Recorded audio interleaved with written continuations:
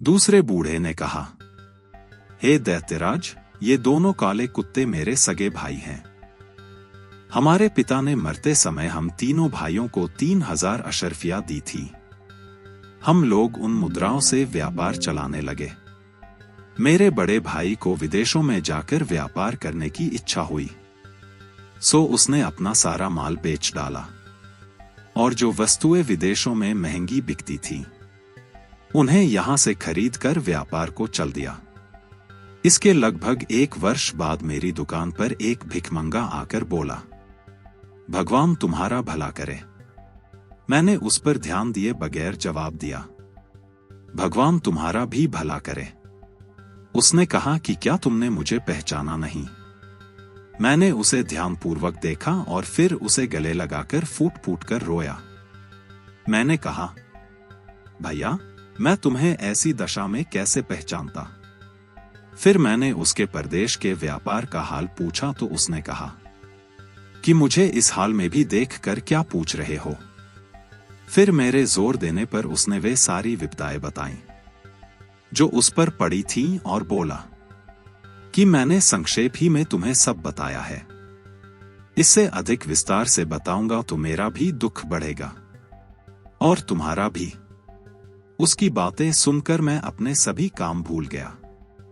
मैंने उसे स्नान कराया और अच्छे वस्त्र मंगाकर उसे पहनाए। फिर मैंने अपना हिसाब देखा तो मालूम हुआ कि मेरे पास 6000 रुपए हैं। मैंने 3000 रुपए अपने भाई को देकर कहा कि तुम पिछली हानि भूल जाओ और इस 3000 से नए सिरे से व्यापार करो। उसने रुपयों को सहर्ष ले लिया और नए सिरे से व्यापार करने लगा और हम सब लोग पहले की तरह रहने लगे। कुछ दिनों बाद मेरे छोटे भाई की इच्छा हुई कि विदेश जाकर व्यापार करे। मैंने उसे बहुत मना किया, लेकिन उसने मेरी बात न मानी और अपना सारा माल बेच बाच करके वस्तुएं खरीद ली जो विदेशों में महंगी मिलती हैं। फिर उसने मुझसे विदा ली और एक कारवा के साथ जो विदेश जा रहा था रवाना हो गया। 1 वर्ष के बाद मेरे बड़े भाई की तरह वह भी अपनी सारी जमा पूंजी गंवाकर फकीर बनकर मेरे पास वापस आया। मैंने बड़े भाई की तरह छोटे भाई की भी सहायता की और उस वर्ष जो 3000 रुपए मुझे व्यापार में लाभ के रूप में मिले थे उसे दिए। वह भी नगर में एक दुकान लेकर पहले की तरह व्यापार करने लगा और सब कुछ पहले की तरह ठीक ठाक चलने लगा। कुछ समय बीता था कि मेरे दोनों भाइयों ने मुझसे कहा, हम सभी लोग विदेश जाकर व्यापार करें। पहले मैंने इनकार किया और कहा कि तुम लोगों ही को विदेशी व्यापार से क्या लाभ हुआ है, जो मुझे भी इस बार चलने को कह रहा हो।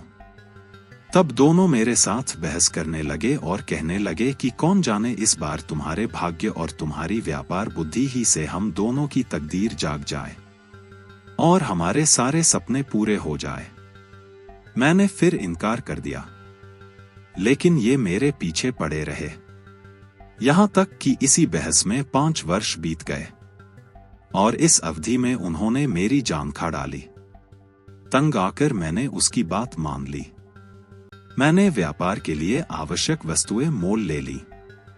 उसी समय मुझे ज्ञात हुआ कि मेरे भाइयों ने मेरा दिया हुआ धन खर्च कर डाला है और उनके पास कुछ नहीं बचा। मैंने इस पर भी उनसे कुछ नहीं कहा। उस समय मेरे पास 12,000 रुपए थे।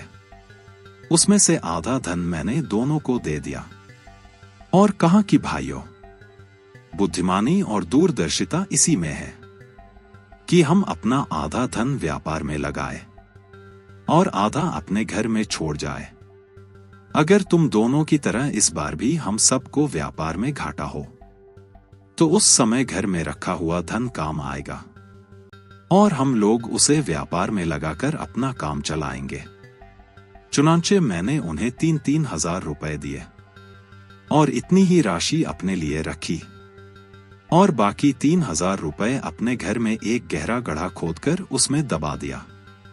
फिर हमने व्यापार की वस्तुएं खरीदी और जहाज पर सवार होकर एक अन्य देश को निकल गए। 1 महीने बाद हम कुशलतापूर्वक एक नगर में पहुंचे और व्यापार आरंभ किया। हमें व्यापार में बहुत लाभ हुआ। फिर हमने उस देश की बहुत सी अच्छी वस्तुएं अपने देश में बेचने के मंतव्य से मोल ली। जब हम उस स्थान पर लेन देन कर चुके और जहाज पर वापस आने के लिए तैयार हुए, तो एक अत्यंत सुंदर स्त्री फटे पुराने कपड़े पहने हुए मेरे सामने आई। उसने जमीन पर गिरकर मुझे सलाम किया, मेरा हाथ चूमा और मुझसे निवेदन किया कि मेरे साथ विवाह कर लो। मैंने इस बात को उचित न समझा और इनकार कर दिया, लेकिन वह गिड़गिड़ाती और मिन्नतें करती रही। अंत में मुझे उसकी निर्धनता पर दया आ गई और मैंने उसकी प्रार्थना स्वीकार करके उसके साथ विधिवत विवाह कर लिया और उसे अपने साथ जहाज पर चढ़ा लिया। मैंने रास्ते में देखा कि वह केवल सुंदरी ही नहीं, अत्यंत बुद्धिमती भी है। इस कारण मैं उससे बहुत प्रेम करने लगा, किंतु मेरे इस सौभाग्य को देखकर मेरे दोनों भाई जल मरे और मेरी जान के दुश्मन हो गए। उनका विद्वेष यहां तक बढ़ा कि एक रात जब हम दोनों सो रहे थे, उन्होंने हमें समुद्र में फेंक दिया। मेरी पत्नी में जैसे कोई अलौकिक शक्ति थी। ज्यों ही हम दोनों समुद्र में गिरे, वह मुझे एक द्वीप पर ले गई। जब प्रभात हुआ तो उसने मुझे बताया कि मेरे कारण ही तुम्हारी जान बची है। मैं वास्तव में परिहा। जब तुम जहाज पर चढ़ने के लिए तैयार हो रहे थे तो मैं तुम्हारे यौवन और सौंदर्य को देखकर तुम पर मोहित हो गई थी और तुम्हारे साथ प्रणय सूत्र में बंधना चाहती थी। मैं तुम्हारी सहृदयता की परीक्षा भी लेना चाहती थी, इसलिए मैं फटे पुराने कपड़े पहनकर भिखारिणियों की भांति तुम्हारे सामने आई। मुझे इस बात की बड़ी प्रसन्नता हुई कि तुमने मेरी इच्छा पूरी की। तुमने मेरे साथ जो उपकार किया है, उससे मैं उन होना चाहती हूं, किंतु मैं तुम्हारे भाइयों पर अत्यंत कुपित हूं और उन्हें जीता न छोड़ूंगी। उसकी बातें सुनकर मुझे घोर आश्चर्य हुआ। मैंने उसका बड़ा एहसान माना और अत्यंत दीनतापूर्वक कहा कि तुम मेरे भाइयों को जान से न मारो। हालांकि उन्होंने मुझे बड़ा कष्ट पहुंचाया है, लेकिन मैं यह नहीं चाहता कि उन्हें ऐसा कठोर दंड दिया जाए। मैं जितना ही अपने भाइयों की सिफारिश करता था, उतना ही परी का क्रोध उन पर बढ़ता जाता था। वह कहने लगी कि मैं यहां से उड़कर जाऊंगी और उन दुष्टों समेत उनके जहाज को डुबो दूंगी। मैंने फिर उसकी खुशामद की और उसे परमेश्वर की सौगंध देकर कहा कि तुम उन्हें इतना कड़ा दंड न देना। सज्जनों का काम यही है कि वे बुराई के बदले भलाई करें। तुम अपने क्रोध को ठंडा करो और यदि तुम उन्हें दंड ही देना चाहो तो मृत्यु दंड के अतिरिक्त जो दंड चाहो दे दो। मैं उसे इस तरह समझा बुझा और मना रहा था कि उसने एक क्षण में मुझे उड़ाकर मेरे मकान की छत पर पहुंचा दिया और स्वयं अंतर्ध्यान हो गई। मैं छत से उतरकर घर के अंदर आया। फिर मैंने गड्ढे से अपने दबाए हुए 3000 रुपए निकाले और दुकान में जाकर फिर कारोबार करने लगा। जब मैं दुकान से घर को वापस आया तो मुझे यह देखकर आश्चर्य हुआ कि मकान के अंदर 2 काले कुत्ते मौजूद हैं। मुझे देखकर वे दुम हिलाते हुए मेरे पास आए और मेरे पांवों पर सर रखकर लौटने लगे। उसी समय वह परी मेरे घर में आई और मुझसे बोली कि इन कुत्तों को देखकर घबराना नहीं, ये तुम्हारे दोनों भाई हैं। यह सुनकर मेरा तो खून ही सूख गया। मैंने दुखी होकर परी से पूछा कि ये कुत्ते कैसे बन गए। उसने कहा, मेरी एक बहन है जिसने मेरे कहने पर तुम्हारे जहाज को मालसबाब समेत डुबो दिया और तुम्हारे भाइयों को 10 वर्ष के लिए कुत्ता बना दिया। यह कहकर परी अंतर्ध्यान हो गई।